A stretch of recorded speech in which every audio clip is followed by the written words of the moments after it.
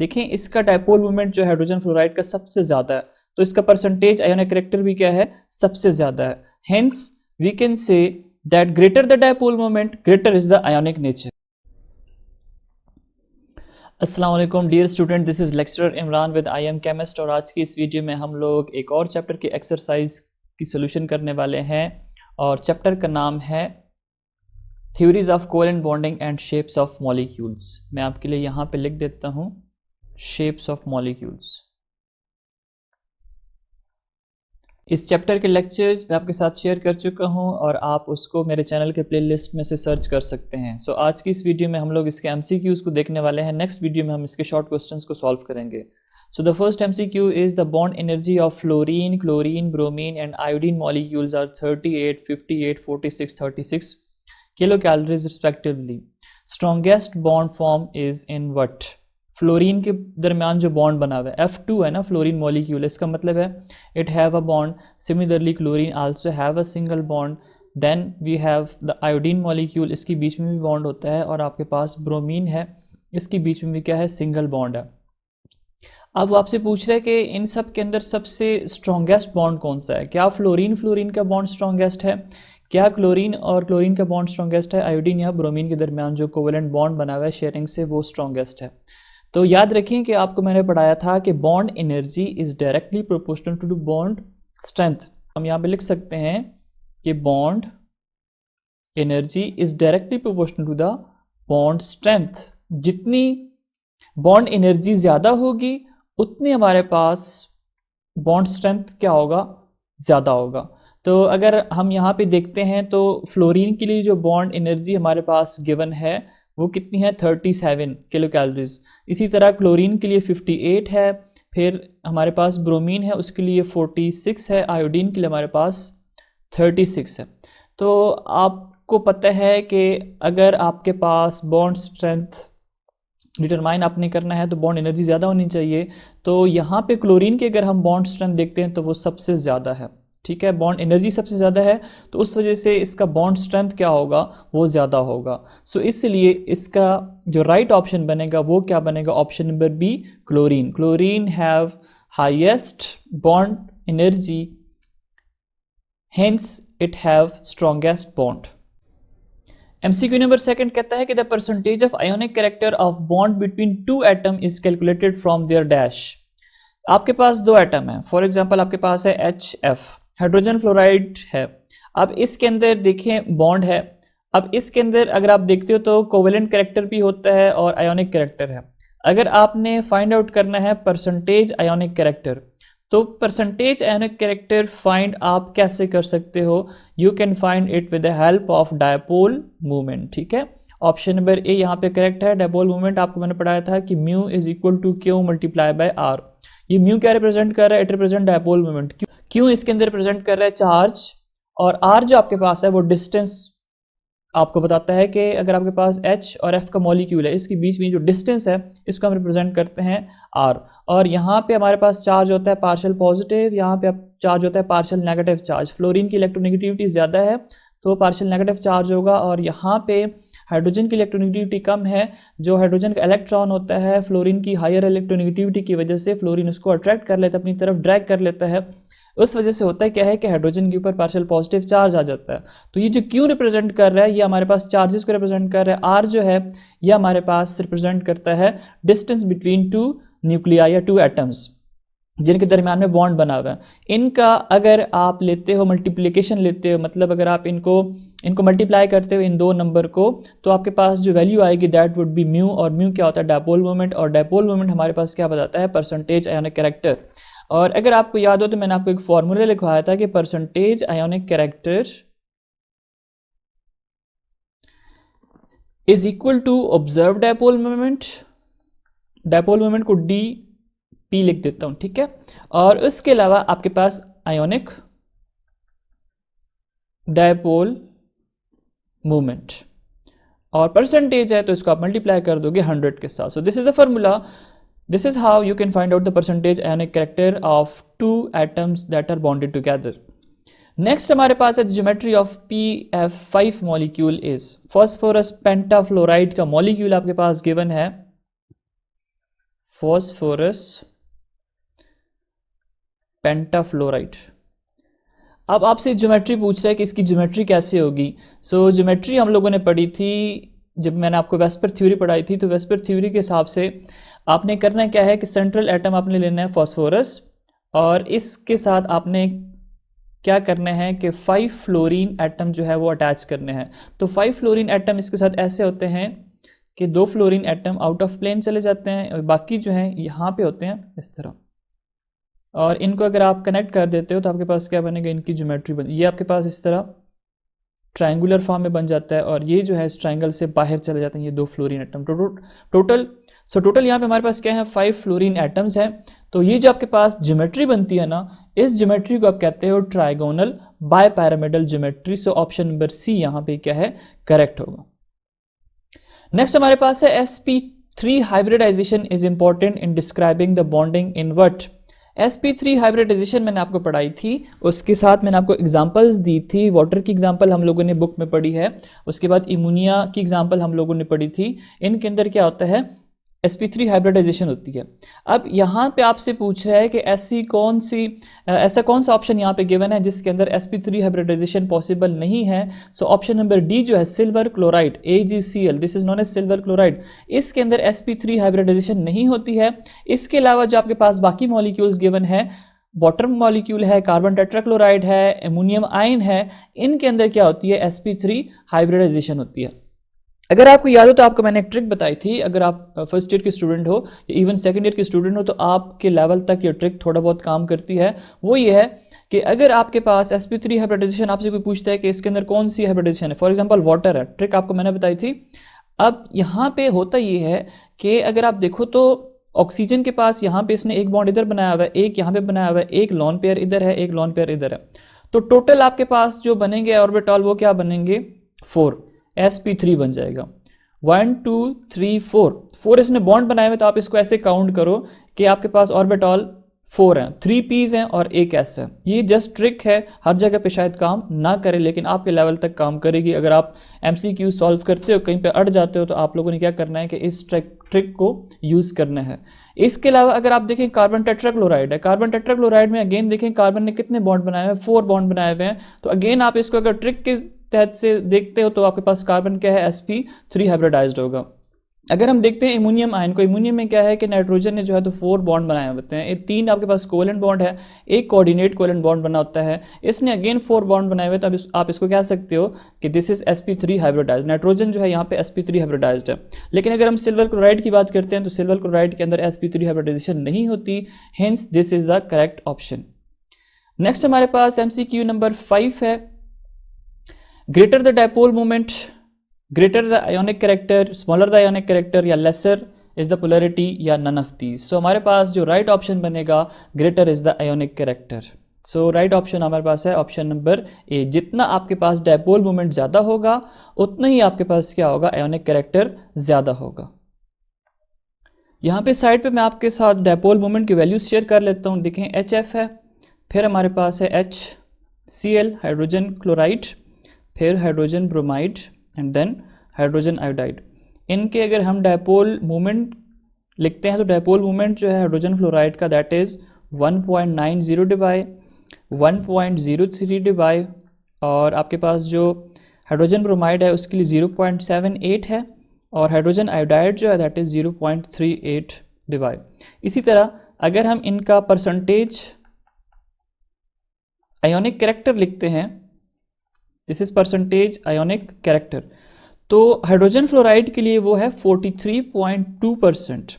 इसी तरह hydrogen chloride के लिए है 17.7%, 12.1% for hydrogen bromide and 4.9% for hydrogen iodide. अब इसमें से आप लोग देख सकते हो, यही आपका ऑप्शन, करेक्ट ऑप्शन आपको यहीं से मिलेगा। देखें इसका डायपोल मोमेंट जो हाइड्रोजन फ्लोराइड का सबसे ज़्यादा है, तो इसका परसेंटेज आयोनिक कैरेक्टर भी क्या है, सबसे ज़्यादा है। Hence we can say that greater the dipole moment, greater is the ionic nature.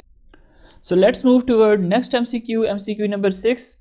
A diatomic molecule has a dipole moment of 1.2 debye. ठीक है, ये चीज़ आपने नोट करनी है, डेटा है। डायपोल मोमेंट कितना है, 1.2 डिवाई। डायएटॉमिक का मतलब है वो मॉलिक्यूल जिसके अंदर 2 एटम्स इन्वॉल्व हों। If it's bond distance is 1 angstrom, what fraction of electric charge E exist on each atom. अब इसके अंदर ट्रिक क्या है? ट्रिक ये है, ईच एटम को आपने फोकस करना है कि ईच एटम का क्या मतलब है। उसके अलावा आपके पास डायपोल मोमेंट की वैल्यू गिवन है, आपके पास चार्ज जो है वो भी गिवन है 1 एंगस्ट्रॉम। ये क्या है? It represent Q। और ये D जो है 1.2 divide, this is the dipole moment जिसको हम म्यू से रिप्रेजेंट करते हैं। Mu is equal to Q multiply by R।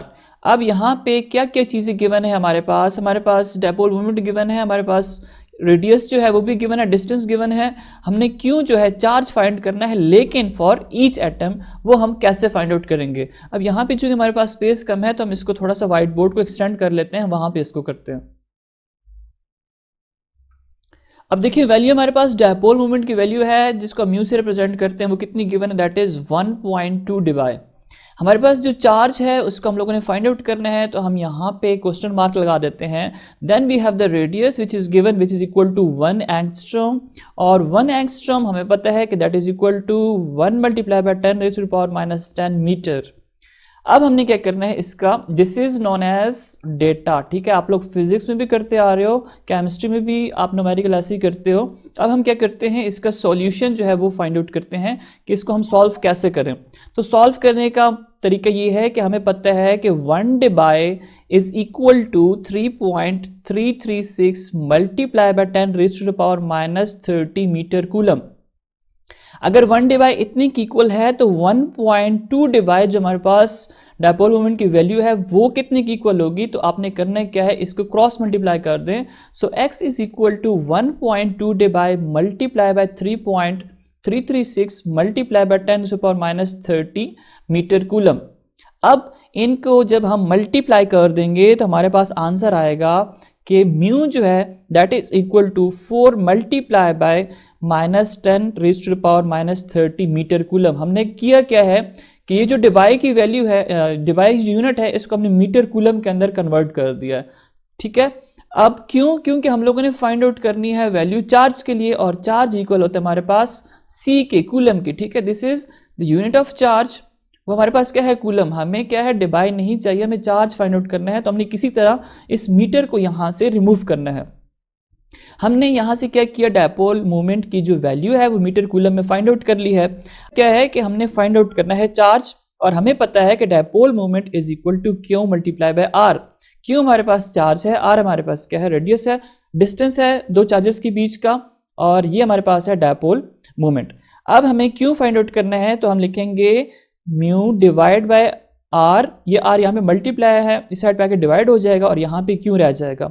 अब इन दो के अंदर आप वैल्यूज पुट कर दो, आपके पास आंसर जो है वो आ जाएगा। Q is equal to mu की वैल्यू हमारे पास कितनी है, 4 multiply by 10 raise to the power minus 30 metre coulomb, और चार्ज की वैल्यू कितनी है, 1 multiply by 10 raise to the power minus 10 metre. अब ये इस मीटर को एक दूसरे के साथ काट दें तो हमारे पास चार्ज की जो वैल्यू है वो आ जाएगी 4 multiply by 10 raise to the power minus 20 coulomb, ठीक है। This is the value of charge. लेकिन हमने ट्रिक क्या थी, ईच एटम, जो मैंने आपको अंडरलाइन करके बताया कि ईच एटम के लिए हमारे पास चार्ज कितना होगा, तो आपने करना क्या है कि यही जो वैल्यू है इसको आप डिवाइड कर दें किस चीज़ के साथ, चार्ज ऑफ इलेक्ट्रॉन पे, और उसको आप मल्टीप्लाई कर दें 100 के साथ, तो आपके पास क्या हो जाएगा, परसेंटेज जो है आयोनिक कैरेक्टर फाइंड आउट हो जाएगी। परसेंटेज आयोनिक कैरेक्टर का हमारे पास फार्मूला है, percentage ionic character is equal to observed dipole moment divide by ionic dipole moment multiply by 100। अब ऑब्जर्व डायपोल मोमेंट हमने फाइंड आउट कर ली, कितनी है, 4 multiply by 10 raise to the power minus 20 coulomb. और आयोनिक डायपोल मोमेंट जो है, ठीक है, हम सेपरेट एक एटम के लिए फाइंड आउट कर रहे हैं, तो हम इसको डिवाइड कर देते हैं 1.6022 multiply by 10 raise to the power minus 29, और परसेंटेज है तो हम इसको 100 पे डिवाइड कर देते हैं। आप इसको कैलकुलेट करें, आपके पास आंसर आ जाएगा 25%। Hence the right option would be option number C, 25% charge. अब नेक्स्ट की तरफ मूव करते हैं। सो नेक्स्ट में हमारे पास आता है कि HOH bond angle in water is 104.5 and not 109.2 because of what. देखिए मैंने आपको पढ़ाया था कि sp3 हाइब्रिडाइजेशन के अंदर जो आइडियल बॉन्ड एंगल होता है वो कितना होता है 109.28। इसी तरह sp2 के बारे में आपको मैंने बताया था कि उसका जो बॉन्ड एंगल होता है आइडियल दैट इज 120 और sp के लिए जो बॉन्ड एंगल है दैट इज 180। अब आपसे पूछ रहे हैं कि वाटर मॉलिक्यूल जो है वाटर के अंदर हाइब्रिडाइजेशन होती है sp3, लेकिन इसका ये जो एंगल है, ठीक है, ये जो दरम्यान में आपको एंगल मैंने लाइन ड्रॉ करके बताई है, कहता है 109 के बजाय 104 तक क्यों आ जाती है, 104.5 तक क्यों आ जाती है। तो उसकी वजह ये है कि हमारे पास होता ये है कि यहाँ पे आप ऑक्सीजन के ऊपर देखें 2 लॉन पेयर ऑफ इलेक्ट्रॉन्स हैं, ठीक है। ऑक्सीजन के ऊपर क्या है 2 लॉन पेयर ऑफ इलेक्ट्रॉन्स है। ये लॉन पेयर क्या करते हैं, इस बॉन्ड पेयर को, ये जो ऑक्सीजन के साथ हाइड्रोजन ने बॉन्ड बनाया हुआ है, ठीक है, इसको हम कहते हैं बॉन्डिंग पेयर। और ये जो बॉन्डिंग में यूज नहीं हो रहे इनको आप क्या कहते हो, लॉन पेयर ऑफ इलेक्ट्रॉन। आपको मैंने वेस्पर थ्योरी के अंदर बताया था। अब होता यह है कि ये जो इलेक्ट्रॉन्स है, लॉन पेयर के ऊपर जो चार्ज है वो भी नेगेटिव है, बॉन्ड के ऊपर भी चार्ज इलेक्ट्रॉन्स है, उधर भी चार्ज नेगेटिव है। तो ये करते क्या है, एक दूसरे को रिपेल करते हैं। तो जब लॉन पेयर बॉन्ड पेयर को रिपेल करेंगे तो उस वजह से होगा क्या कि ये जो 2 हाइड्रोजन एटम है ये आपस में एक दूसरे के करीब आ जाएंगे। जैसे आप कैंची चलाते हो ना, कैंची को जब आप कोई चीज़ काटते हो तो उसके अंदर जो बॉन्ड एंगल होता है, वो बॉन्ड एंगल तो नहीं कहेंगे कि दरम्यान में एंगल जो बनता है वो कम और ज़्यादा हो रहा होता है आपके फिंगर की मूवमेंट के साथ। इसी तरह अगर ये बॉन्ड ये जो लॉन पेयर है, इसी तरह ये जो लॉन पेयर है ये जब कंप्रेस करते हैं बॉन्ड पेयर को तो उसका जो बॉन्ड एंगल है, आइडियल बॉन्ड एंगल sp3 का 109 है ना, वो 109 से 104.5 तक आ जाता है। सो यहाँ पे हम कहेंगे कि lone pair bond pair repulsion हो जाती है, उस वजह से जो बॉन्ड एंगल है 109 से 104 तक डिक्रीज हो जाता है। सो यहाँ पे जो हमारे पास राइट ऑप्शन बनेगा that is lone pair bond pair repulsion, hence option number D is correct.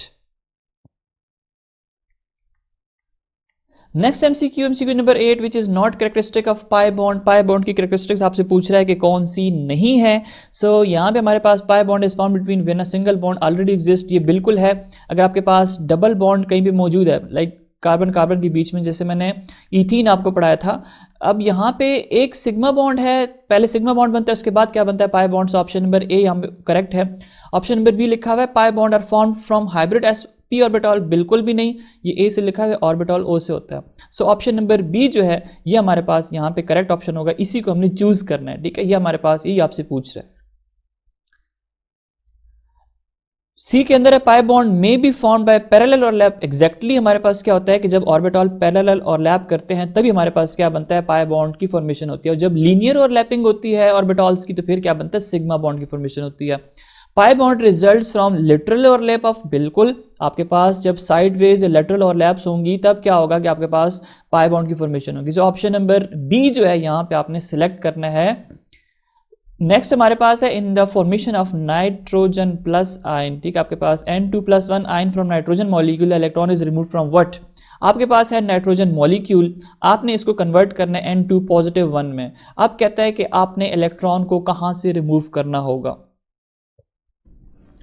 सो अब इस एमसीक्यू को सॉल्व करने के लिए हम लोगों को MOT डायग्राम बनानी होगी, ठीक है, जो कि हम मॉलिक्यूलर ऑर्बिटल थ्योरी में पढ़ चुके हैं। Nitrogen is having atomic number 7, electronic configuration इसकी होगी 1s2 2s2 फिर 2px फिर 2py एंड 2pz 1 2 3। इसका मतलब है कि जो p ऑर्बिटल है उसके अंदर 3 इलेक्ट्रॉन्स हैं, ठीक है। टोटल एटॉमिक नंबर इसका 7 है नाइट्रोजन का, तो इसका मतलब है 7 जो है तो इलेक्ट्रॉन्स हैं। अगर हम बात करते हैं इसके MOT डायग्राम की तो 1s और 2s को हम ड्रॉ नहीं करते, हम 2p की बात कर लेते हैं, ठीक है। 2p से हम लोगों ने क्या करना है, इलेक्ट्रॉन को रिमूव करना है। हम लोगों ने करना है क्या है, N2 को बनाना है N2+1, एक इलेक्ट्रॉन जो है हम लोगों ने रिमूव करना है। तो p ऑर्बिटल के लिए हम ऐसे ड्रॉ करेंगे, ठीक है, मैं बनाऊंगा लेकिन शायद ये थोड़ा सा रफ बन जाए। आप लोगों ने करना है क्या है कि नीट बनाना, अगर आपके पास शॉर्ट क्वेश्चन या लॉन्ग क्वेश्चन में आ जाता है। MCQ में तो आप कुछ भी किसी तरह बना सकते हैं। एनीवेज आपके पास होता ये है कि ये आपके पास मॉलिक्यूलर ऑर्बिटल थ्योरी जब हम पढ़ते हैं तो उसकी डायग्राम बनाते हैं। वो कुछ ऐसे होती है, आपने इन सब को कनेक्ट कर देना है, ठीक है, जो कि मैं आपको ऑलरेडी सिखा चुका हूँ इस चैप्टर में। और डायग्राम थोड़ी अच्छी नहीं बनेगी क्योंकि ये राइटिंग पैड पे थोड़ा ड्रॉ करना थोड़ा मुश्किल होता है। एनीवेज कोशिश करेंगे कि आपको मैं समझा दूँ। स्टूडेंट, जैसे हम लोगों ने पढ़ा था कि हमारे पास 2p ऑर्बिटॉल है, ठीक है, this is atomic orbital of one nitrogen atom, atomic orbital of one nitrogen atom. This is also atomic orbital of another nitrogen atom. हम नाइट्रोजन मॉलिक्यूल की बात कर रहे हैं, इसका मतलब है कि दो नाइट्रोजन एटम जो है उसकी हम बात कर रहे हैं। मॉलिक्यूल में दो नाइट्रोजन एटम्स होते हैं। अच्छा, this is known as bonding molecular orbital and this one is known as anti bonding molecular orbital. और यहाँ पे हम लाइन ड्रॉ कर देते हैं और ये लाइन जो है वो रिप्रेजेंट करती है एनर्जी को। इसका मतलब है ये जो लोअर साइड पे ऑर्बिटॉल्स हैं, मॉलिक्यूलर ऑर्बिटॉल, ये लो एनर्जी पे हैं, फिर ये हाई एनर्जी पे, ये हाई और ये हाईएस्ट पे। अब हमने करना क्या है, इसको लेबल करते हैं। तो ये आपके पास होगा 2px, ये होगा 2py एंड ये होगा 2pz। इसी तरह this one is known as 2px, this is 2py and this one is 2pz। ये सारे डीजनरेट होते हैं, इन सब की एनर्जी जो है वो सेम होती है। अब हम क्या करते हैं, इलेक्ट्रॉन्स लिखते हैं। तो px के अंदर एक इलेक्ट्रॉन है, py के अंदर भी एक है, pz के अंदर भी एक इलेक्ट्रॉन है। इसी तरह px, py, pz दो नाइट्रोजन एटम है, तो दोनों का हम लोगों ने क्या करना है, p ऑर्बिटॉल जो है वो ड्रॉ करना है और इनके इलेक्ट्रॉन्स लिख देना है। अब आगे जो हमारे पास है, ये हमारे पास होता है 2py, this is pi 2py, this is pi 2pz and this one is known as sigma 2px। यहाँ पे अगर आप रिप्रेजेंटेशन करते हो, so this is known as pi star 2px, pi star 2py and this one is known as sigma star 2px। ये आपके पास होगी representation. अब आप इलेक्ट्रॉन्स की फिलिंग करें, तो पहला इलेक्ट्रॉन यहाँ पे आएगा, फिर यहाँ पे आएगा, फिर इधर ऑपोजिट स्पिन हो जाएगा, फिर इधर ऑपोजिट स्पिन और यहाँ पे फिर दो इलेक्ट्रॉन्स आ जाएंगे, ठीक है। इसका मतलब है 2px के अंदर दो इलेक्ट्रॉन मौजूद हैं, इसी तरह 2pz के अंदर दो इलेक्ट्रॉन मौजूद हैं और 2py के अंदर भी क्या हैं, दो इलेक्ट्रॉन मौजूद हैं। अब आपसे पूछ रहा है कि इलेक्ट्रॉन कहाँ से आप रिमूव करोगे जब आप n2 से n2 पॉजिटिव 1 बनाओगे। तो पहले आप क्या करते हो, इस ऑर्बिटॉल से, ठीक है, ये जो आपके पास है सिग्मा 2px, इसमें आपके पास कितने इलेक्ट्रॉन्स मौजूद हैं, दो इलेक्ट्रॉन मौजूद हैं। पहले आपने क्या करना है, इसी में से एक इलेक्ट्रॉन को रिमूव करना है और यही चीज़ आपसे MCQ में पूछ रहा है और यही चीज़ आपसे MCQs के अंदर पूछा जा और यही बात वो आपसे MCQ के अंदर पूछ रहा है। तो आप लोग क्या लिखोगे कि जब कभी हम इलेक्ट्रॉन रिमूव करेंगे, n2 पॉजिटिव आयन बनाएंगे, तो इलेक्ट्रॉन पहले रिमूव करेंगे सिग्मा 2px का पहला इलेक्ट्रॉन, फिर उसका दूसरा इलेक्ट्रॉन, उसके बाद हम पाई 2py की तरफ आएंगे या पाई 2pz की तरफ आएंगे। सो करेक्ट ऑप्शन आपके पास होगा सिग्मा 2px। आप यहाँ से पहले इलेक्ट्रॉन्स रिमूव करोगे। सो इसका जो राइट ऑप्शन बनेगा वो बनेगा हमारे पास option number A, sigma px। ये होता है सिग्मा 2px, जैसे आपको मैंने अभी करके बता दिया। Last MCQ of this chapter is according to Vespers theory, the most probable shape of the molecule having 4 electron pair around a central atom. 4 अगर इलेक्ट्रॉन पेयर हैं तो फिर उसकी शेप क्या बनेगी, उसकी शेप बनेगी टेट्राहेड्रल। जैसे आपको मैंने बताया था मीथेन के बारे में, मीथेन के जो स्ट्रक्चर होता है वो कुछ ऐसे होती है। मीथेन के जो स्ट्रक्चर होता है वो कुछ ऐसे होता है कि आपके पास ये एक कार्बन एटम है, उसके साथ 4 जो है तो हाइड्रोजन एटम होते हैं। तो ये ज्योमेट्री बन रही है, this geometry is known as tetrahedral geometry. So right option जो बनेगा that is option number B. So student, ये तो था आपके पास एक्सरसाइज के MCQs। नेक्स्ट जो वीडियो होगी उसमें हम इस चैप्टर के शॉर्ट क्वेश्चंस जो हैं उनको डिस्कस करेंगे। Thanks for watching, it's stay connected with my YouTube channel I am chemist.